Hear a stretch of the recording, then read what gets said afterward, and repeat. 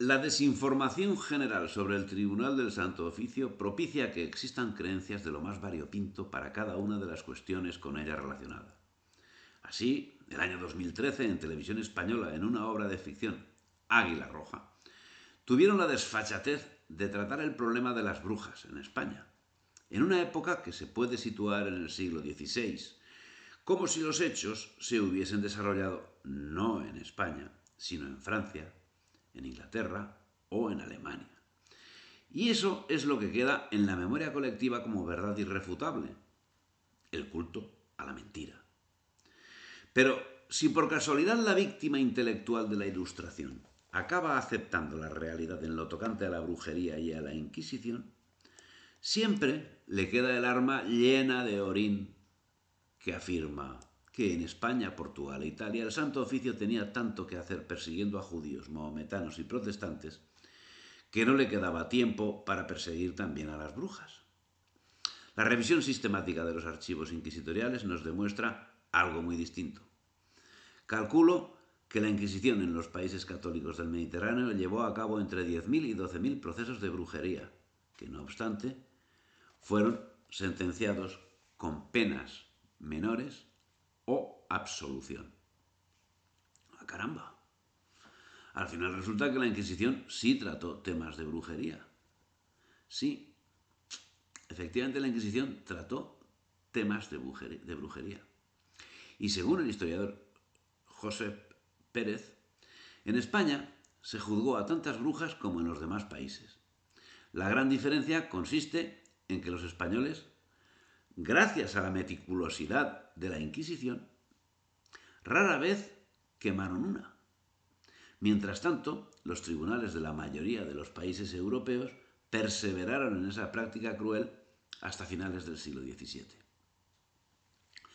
Parece que efectivamente la Inquisición trató casos de brujería que por lo general acababan con los acusados en manos de médicos. Ese trato dado a la brujería hace destacar un caso de brujería tratado por la Inquisición. Las brujas de Zugarramurdi, en el Valle del Baztán. Por otra parte, en lo tocante a este asunto, no fue la Inquisición quien inició la persecución, sino la justicia civil en Suiza y Croacia.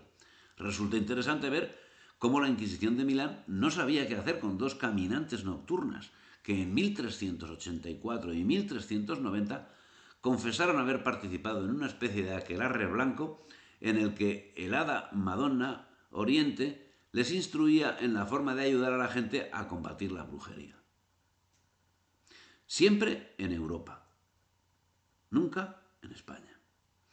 El tratamiento de la brujería nos señala que, de un cálculo aproximado de 1.000 causas, el 63% fue juzgado por las autoridades civiles.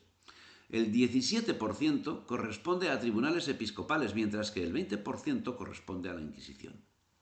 La mitad de las 200 causas de que se trata se debieron al inquisidor Heinrich Institoris, cuya persecución de brujas en el año 1484 había sido autorizada por la bula del Papa Inocencio VIII. Las brujas eran adoradoras del diablo, y a quienes confesaban los pecados de haber asistido a misa, los castigaban con azotes que eran infligidos por un brujo. Hacían un remedo de la misa y besaban al demonio en las partes pudendas. Acabada la misa, todos cometían actos impúdicos, renunciaban a todos los principios cristianos y esperaban el paraíso del demonio. Para servir al demonio, profanaban tumbas de niños a los que mutilaban, comiendo después las partes mutiladas, y llegaron a declarar que habían matado a muchos niños a los que les chupaban la sangre y comían sus miembros, ya que, según les decía el demonio, era mejor la carne de los niños asesinados por ellos. Pero todo era mentira, producto de las mentes enfermas adoradoras del diablo y sometidas al influjo de determinados brebajes que consumían. Cuando el fenómeno llegó a España, con los que huían de la persecución en Europa, las gentes se alarmaron y comenzaron a contagiarse del espíritu europeo. Como la violencia empieza a hacer estragos, el orden interviene. Lo hace depositando el problema en manos de la Santa Inquisición. Hacia 1609, los inquisidores se dejan ganar por la presión, pero la Inquisición es una casa muy seria. Hay que estudiar los sumarios, documentar las actuaciones, pensar, meditar, comunicar, comentar y después decidir. Los días 7 y 8 de septiembre de 1610 se celebró en Logroño auto de fe en que fueron relajadas 11 personas por brujería. No es cosa menor.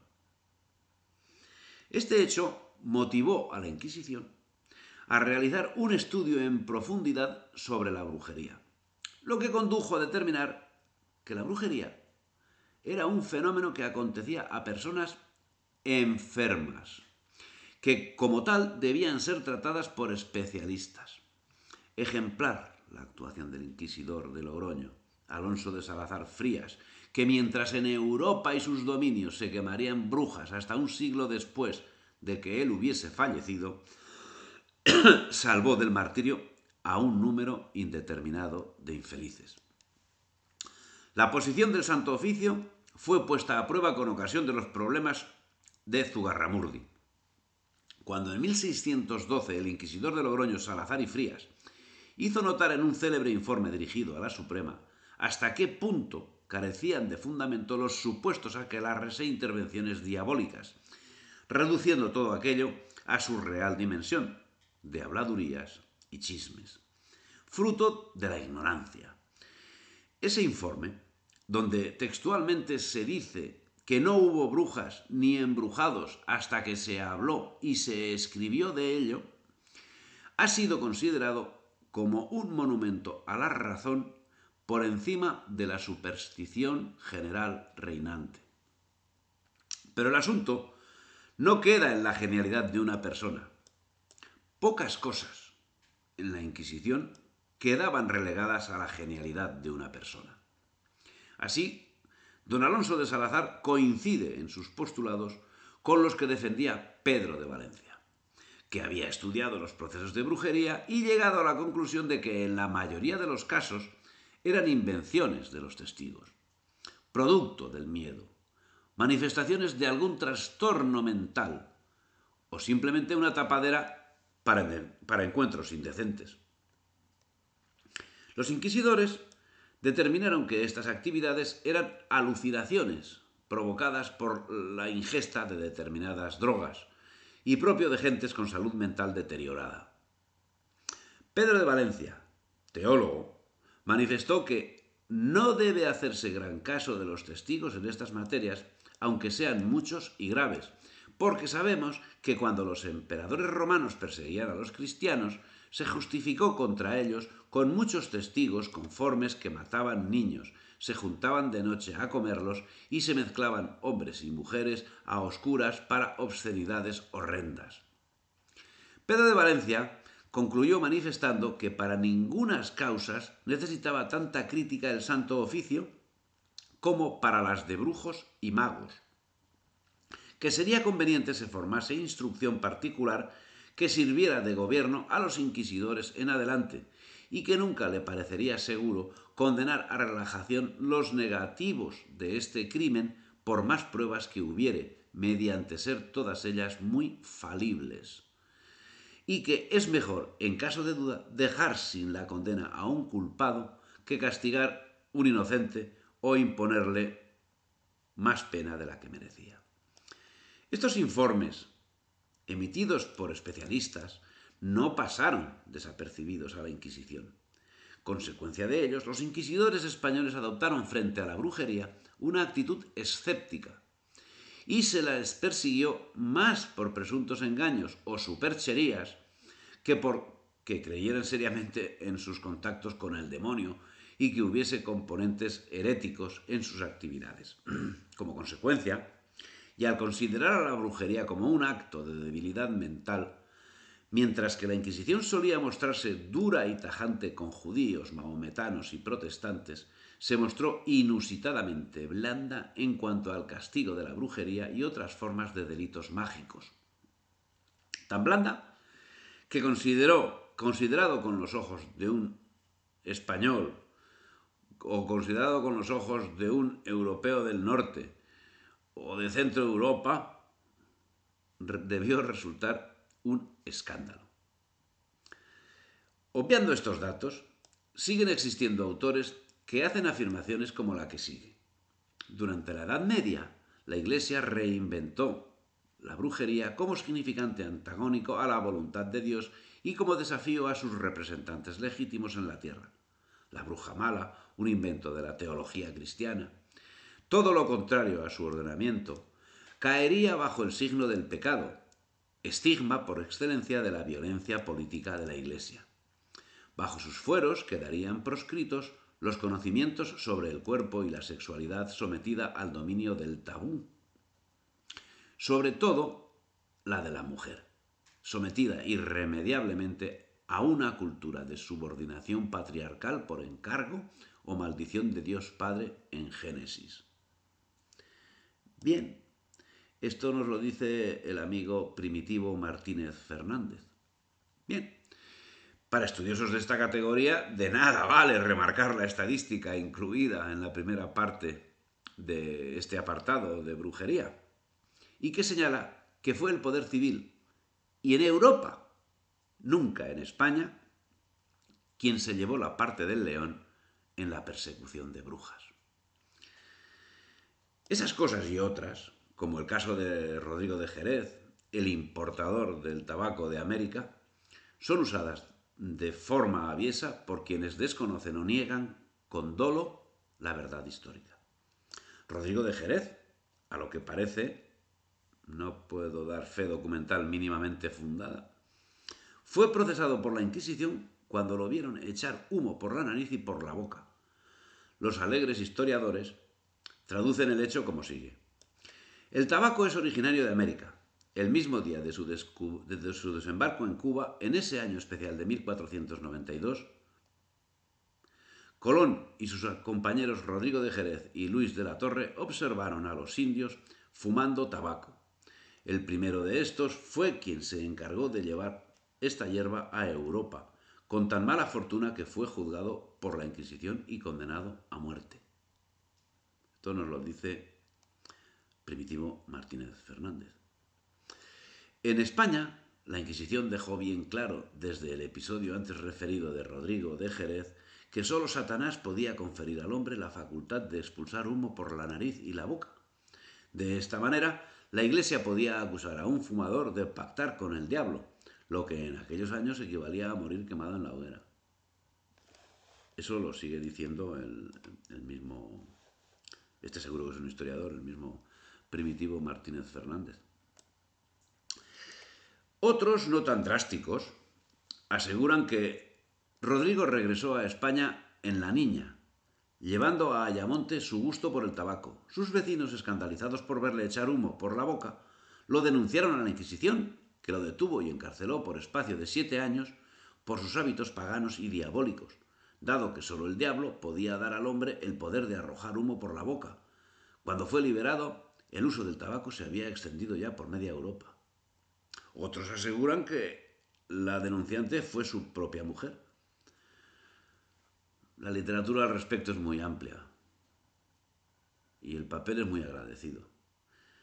Las referencias en Internet, que es más agradecido todavía, son muchísimas, pero todas coinciden en algo esencial: falta de rigor.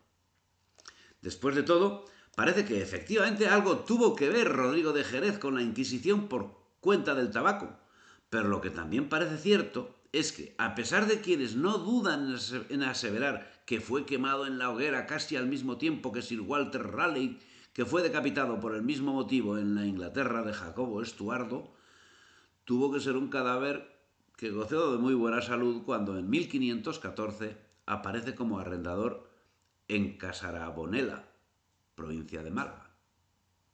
Y más adelante, con fecha 18 de septiembre de 1536, se efectúa en Sevilla el secuestro de una remesa enviada de América a nombre de un tal Rodrigo de Jerez, hijo de Fernando de Jerez. En el proyecto de la Ilustración, parece no tener razón de ser la información ni la verdad. Por eso sigue afirmando que la Iglesia, en su afán de tener el monopolio y control de la verdad y de los ritos mágicos, bajo el manto de proteger a los fieles para que no se aparten del sendero de la fe, demostró gran credulidad en el diablo o Satán, lo que no deja de ser una herejía y una gran ignorancia de la psicología humana. La mayor parte de los casos eran problemas psicológicos, pero los enfocó todo desde una distorsionada y errada perspectiva religiosa y se dejó arrastrar por los prejuicios sexistas que en mayor o menor grado, dependiendo de las épocas, siempre mantuvo.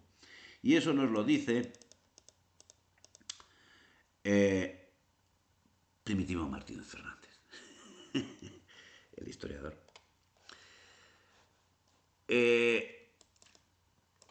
Esta sentencia, de marcado sentido sofista, deja bien a las claras no sólo la falta de preocupación por el conocimiento de la verdad, sino la voluntad de crear la verdad a partir de unos principios erróneos. Lo que sí parece cierto es la existencia de un ente capaz de controlar lo que se debe difundir y lo que se debe callar, capaz de crear un manto protector de quienes tienen la obligación de creerse libres, desconociendo qué es la libertad. Sofistas que, una vez determinado y acotado el problema por quienes tienen capacidad para ello, como es el caso de los inquisidores citados, se apropian de la conclusión, se convierten en libertadores de los mismos a quienes han llevado a la hoguera y aprovechan para culpar del hecho, naturalmente, a la Iglesia, cuando ellos, y sólo ellos, son quienes siempre han conducido a la gente a la hoguera.